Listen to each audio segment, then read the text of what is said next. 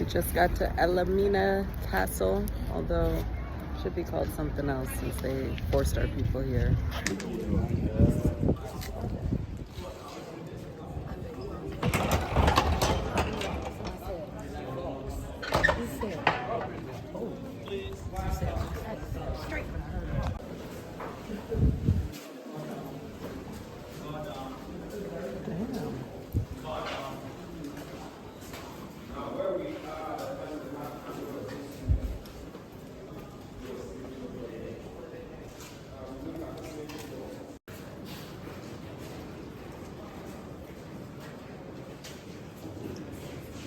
Right, so I want to see the door of no return.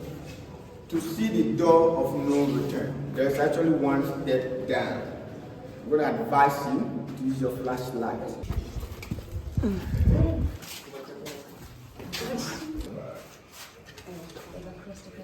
Stay low. The energy is heavy. You feel it. You go in the slave dungeons, you smell it.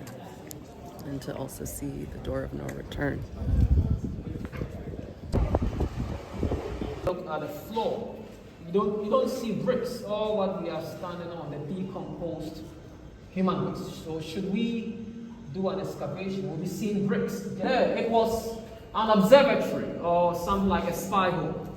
So sometimes a soldier will be there with a lamp, just watching the captives being held down. So that used to be an observatory. There is something of interest in the last chamber, so please walk with me. What we see right here, this is a traditional shrine or an altar, a shrine that belongs to the people in this town. The people in the town who practice the indigenous African religion, they come here to practice. It's a very active shrine for the people in the town. But it was built long after the slave trade.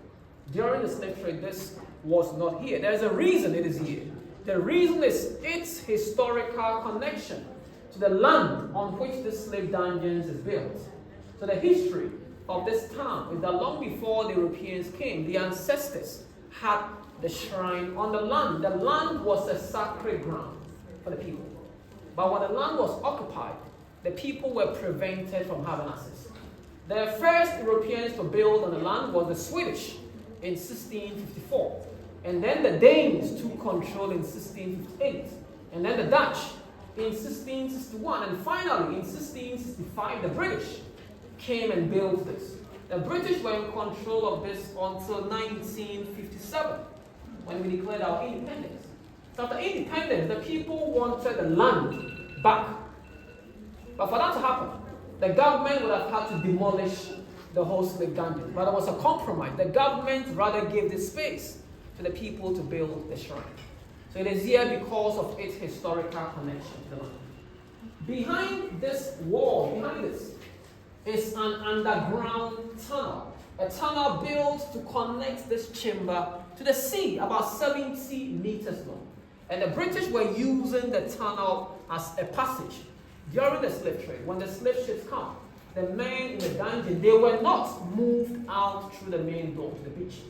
The British soldiers rather moved the men through the underground tunnel, still in chains or shackles, all the way to the beach, where they are forced into the slave ships before they are trafficked to the Americas and the Caribbean, never to return home to their home. In 1833, the British closed the entrance to the tunnel. They closed it to symbolize the end of the slave trade on our shores. So, Elmina is divided.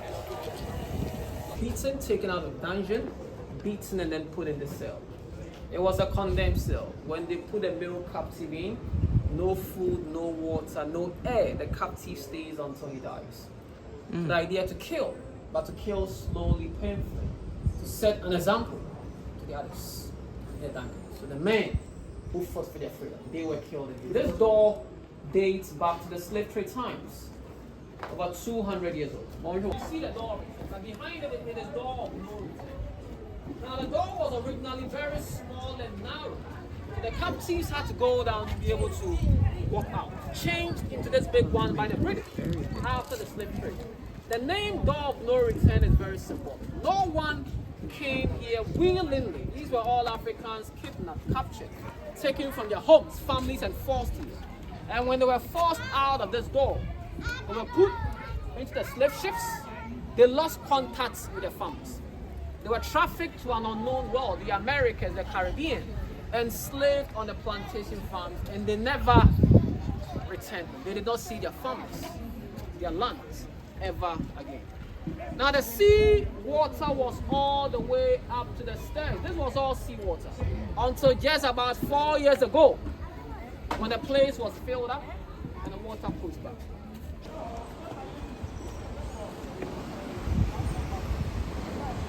The human trafficking, child labor, sex trafficking, racism, a whole lot. We cannot change or reverse what was done to the Africans in the dungeons, in the ships, on the plantation farms. We should not forget what happened, but we must learn from others.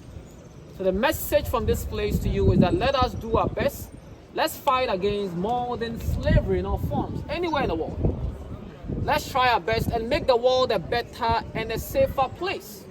Not only for us, not only for the kids, but also for the unborn generations. So the message from the Cape Coast slave dungeons. So my name, Kojo Kilson.